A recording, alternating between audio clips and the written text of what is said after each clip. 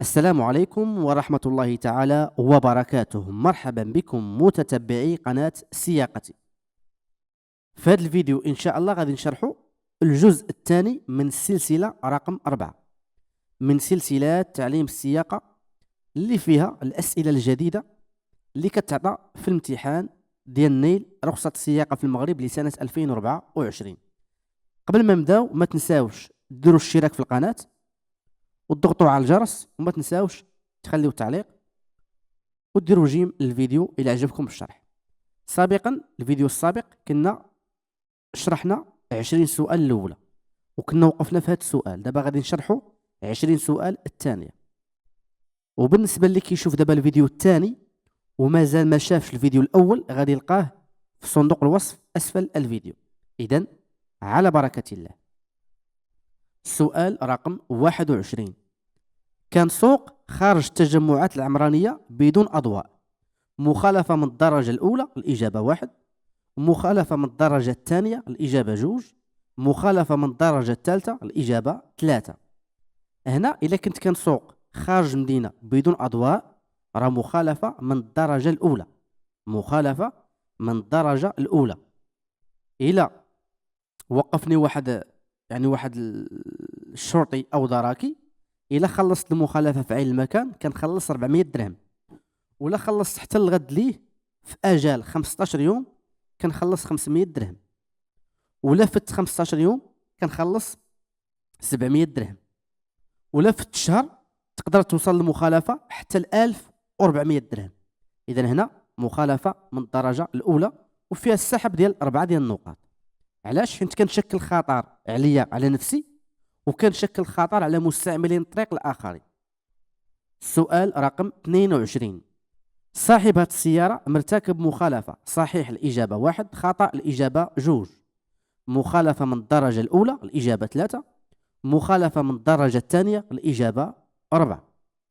هنا صاحب هذه السيارة مرتكب مخالفة صحيح. علاش؟ حيت واقف في قنطرة، والقنطرة راه ممنوع فيها الوقوف والتوقف.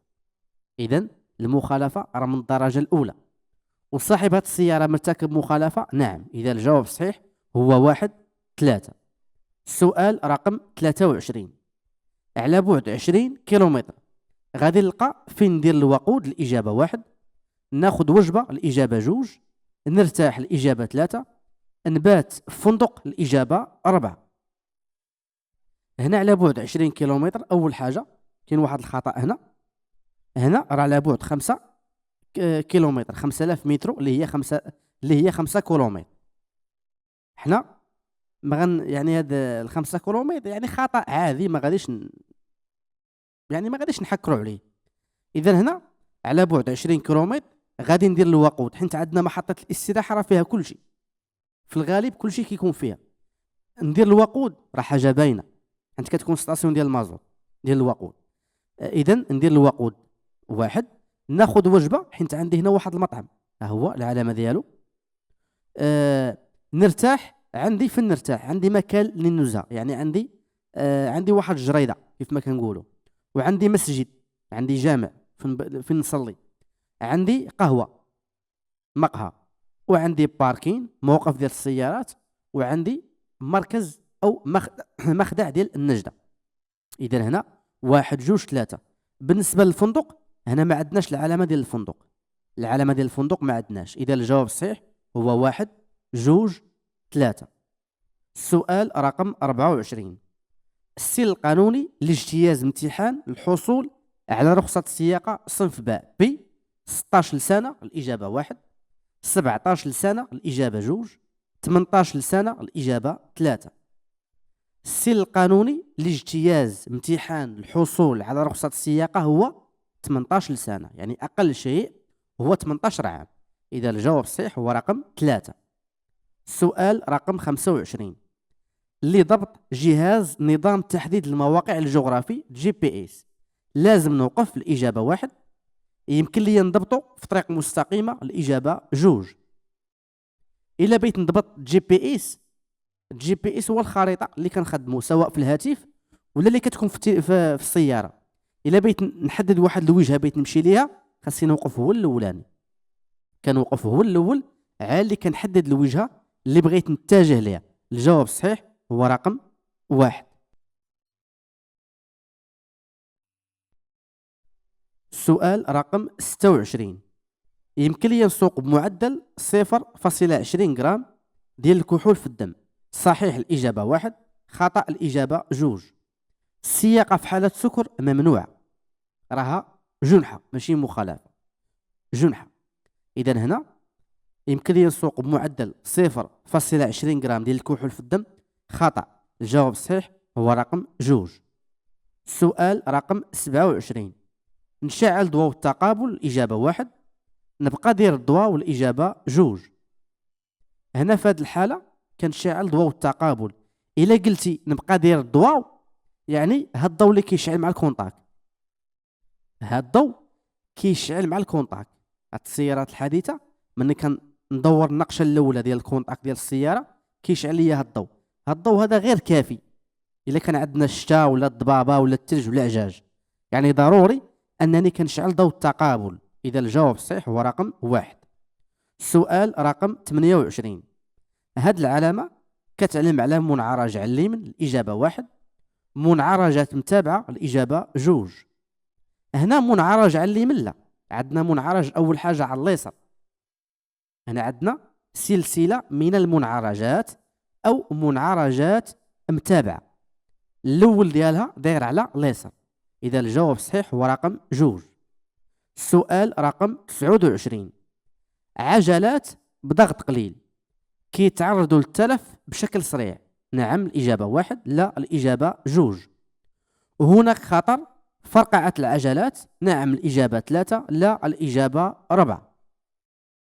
البنوات ملي كيكونوا ناقصين من البرد راه كيتعرضوا للتلف بشكل سريع، يعني بالزربة غادي يموتوا، بالزربة غادي يعياو. وهناك خطر فرقعة العجلات. نعم إلا كان البنو ناقص مع السرعة ممكن يتطرق ليا. إذا الجواب الصحيح هو 1 3. السؤال رقم 30. غادي نكمل السير القدام نوقف، الإجابة 1. عفوا غادي نكمل السير القدام نوقف. نعم الإجابة 1، لا الإجابة 2. في هذه الحالة الشرطي عاطيني باش بالجنب، إذا كندوز ماشي غنوقف، حيت الشرطي أصلا عاطيني الإشارة، عاطيني بالجنب كندوز. إذا الجواب الصحيح هو رقم 1. مني كيكون الشرطي الإشارة ديال قيف كتلغى، إذا واش نوقف؟ لا كندوز. انت كنوقف إلا كان عاطيني بالكرش ولا بالظهر، إذا نوقف لا. السؤال رقم 31. باش ناخذ رخصة السياقة السن ديالي ما خصوش يقل من 14 سنة، الإجابة 1، 16 سنة، الإجابة 2، 18 سنة، الإجابة 3، 21 سنة، الإجابة 4. السؤال بحال داك اللي داز غير الصيغة مختلفة. إذا باش ناخذ رخصة السياقة السن ديالي ما خصوش يكون قل من 18 سنة. إذا الجواب الصحيح هو رقم 3. السؤال رقم 32. نحافظ على الوتيرة ديالي، الإجابة 1، نقص السرعة، الإجابة 2، ننبه بالمنبه الصوتي، الإجابة 3. في هذه الحالة صاحب هذه السيارة عنده إشارة ديال القيف ما وقفش، دخل قدامي، شنو خاصني ندير؟ كنقص من السرعة، كلاكسو لا راه كيشوف فيا، كون بغى يوقف كون راه وقف. ونحافظ على الوتيرة ديالي لا، يعني كنقص السرعة. الجواب الصحيح هو رقم 2. السؤال رقم 33.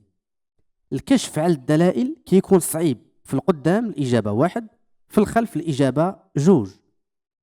الكشف على الدلائل في هذه الحالة صعيب في القدام، علاش؟ حيت عندنا شروق الشمس، يعني المحيط اللي قدامي ما غاديش يبان ليا مزيان. إذن الكشف على الدلائل كيكون صعيب في القدام. الجواب الصحيح هو رقم 1. السؤال رقم 34. هاد السائقة كانت على صواب ملي حيدات حزام السلامة باش دير مناورة. نعم الإجابة 1، لا الإجابة 2. غادي تقد تعرض للغرامة. نعم الإجابة 3، لا الإجابة 4. أنا هاد السائقة كانت على صواب ملي حيدات حزام السلامة. لا، السمطة ما كنحيدوهاش حتى كنبغيو نهبطوا من السيارة. وغادي تقد تعرض للغرامة. نعم هاد الغرامة اللي هي 300 درهم. والسحب ديال النقاط نقطة واحدة. إذا الجواب الصحيح هو 1-3، والمخالفة راه من الدرجة الثانية. السؤال رقم 35. عدم القيام بالفحص التقني في الوقت المحدد كيعرض صاحب السيارة لتوقيف السيارة، الإجابة 1. وضع السيارة في محجز، الإجابة 2. الغرامة، الإجابة 3. فقدان النقاط، الإجابة 4. هنا عدم القيام بالفحص التقني في الوقت المحدد، أنا كندير لا فيزيت كمثال في شهر 4، مثلا نهار 24/4 وصلت 26/4 ولا 25/4 وأنا ما ديرش لا فيزيت. في هذه الحالة راه عندي توقيف السيارة. كيفاش توقيف السيارة؟ يعني غادي يوقفني واحد العون اللي هو الشرطي أو دراكي، غادي يقول لي راه لا فيزيت. لا فيزيت أنا ما عنديش، عندي غرامة مالية القدر ديالها هو 400 درهم، وعندي السحب ديال النقاط اللي هو 3 ديال النقاط. أما وضع السيارة في المحجز لا، كيعطيوني أجال 7 أيام باش ندير فيها لا فيزيت، وكيشدوا ليا يعني كيسحبوا مني بطاقة تسجيل اللي هي لا كارت غريز، كتبقى عندهم حتى كندير لا فيزيت في أجال 7 أيام. مني كندير لا فيزيت كنمشي عند اللي شدوني سواء الدرك أو الشرطة، كنعطيهم نسخة من الفحص التقني وكيعطيوني بطاقة التسجيل ديالي مع غرامة ديال 400 درهم كيف ما قلنا، وفقدان النقاط اللي هما 3 ديال النقاط، يعني 1-3-4. غير الفوريان ما عنديش، حيت عندي أجال 7 أيام هي الأولى. السؤال رقم 36. عدد النقاط اللي كيتحيد من رخصة السياقة بسبب مخالفة كيختلف على حسب الخطورة، الإجابة 1. على حسب الجهات المختصة اللي ضبطات المخالفة، الإجابة 2. على حسب الوقت اللي وقعت فيه المخالفة، الإجابة 3. العدد ديال النقاط اللي كيتحيد ليا من رخصة السياقة راه بسبب الخطورة ديال المخالفة، ماشي على حسب الجهات المختصة. يعني الدرك الملكي كتكون المخالفة يعني غالية والشرطة كتكون رخيصة، لا، راه كيف الدرك كيف الشرطة، يعني نفس الخلاص. وعلى حسب الوقت اللي وقعت فيه المخالفة، لا ماشي مثلا بالنهار المخالفة كتكون رخيصة وبالليل كتكون غالية، لا. إذا النقاط كيتحيدوا لي على حسب الخطورة اللي درت أنا في المخالفة، واش الصمتة، واش ما وقفش في الضوء الأحمر، واش فيه السرعة القانونية، مفهوم؟ إذا على حسب الخطورة ديال المخالفة. الجواب الصحيح هو رقم 1.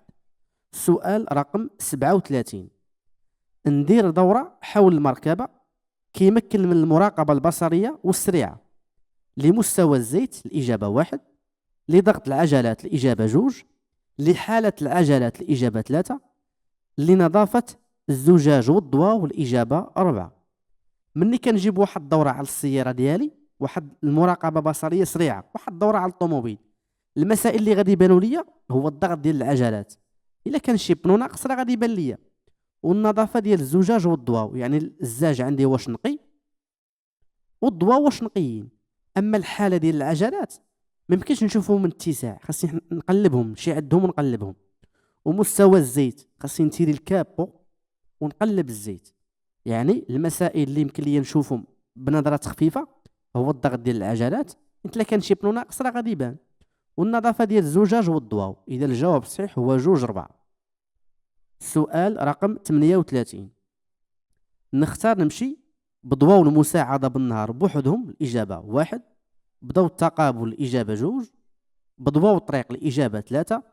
بضوء الضباب، الإجابة 4. هنا في هذه الحالة عندنا الثلج، نمشي بضواء المساعدة بالنهار بوحدهم. هاد الضوء المساعدة بالنهار هما اللي شرحنا قبيله، هو الضوء اللي كيشعل ليا مع الكونتاك، هذاك لا راه ما كافينيش. اذا مني كيكون الجو مغير كنشعل ضوء التقابل اللي هو الكود، وضوء الضباب ديال القدام وديال الخلف، انت عندنا الثلج. اذا الجواب الصحيح هو 2-4. اما ضوء الطريق لا. السؤال رقم 39. إلا خديت 2 كيسان كبار ديال القهوة قبل الانطلاق غادي نتفادى العيا، نعم الإجابة 1. لا الإجابة 2. التعب هو من العوامل اللي كيتسبوا في وقوع حوادث مميتة؟ نعم الإجابة 3، لا الإجابة 4. إلا خديت زوج كيسان كبار ديال القهوة قبل الانطلاق واش غنتفادى العيا؟ لا، القهوة ما غتحيد ليش العيا، إذن لا. والتعب راه هو من العوامل اللي كيتسبوا في وقوع حوادث مميتة. نعم، يعني التعب راه من العوامل اللي كيتسبوا في الحوادث المميتة. نعم، الجواب الصحيح هو 2-3. السؤال رقم 40. يمكن الانتباه ديال السائق يتغير إلى نقص النعاس؟ الإجابة 1، تعب الإجابة 2، شرب الأدوية الإجابة 3، شتاء الإجابة 4. انتباه السائق كينقص أو كيتغير إلا كان ناقص من النعاس، إلا ما نعش مزيان، والتعب كذلك، وشرب الأدوية. أما الشتاء لا، الشتاء ما عندها حتى شي علاقة. إذن 1 2 3. هنا وصلنا لنهاية الفيديو، نتلاقاو إن شاء الله في فيديو آخر، والسلام عليكم ورحمة الله تعالى وبركاته.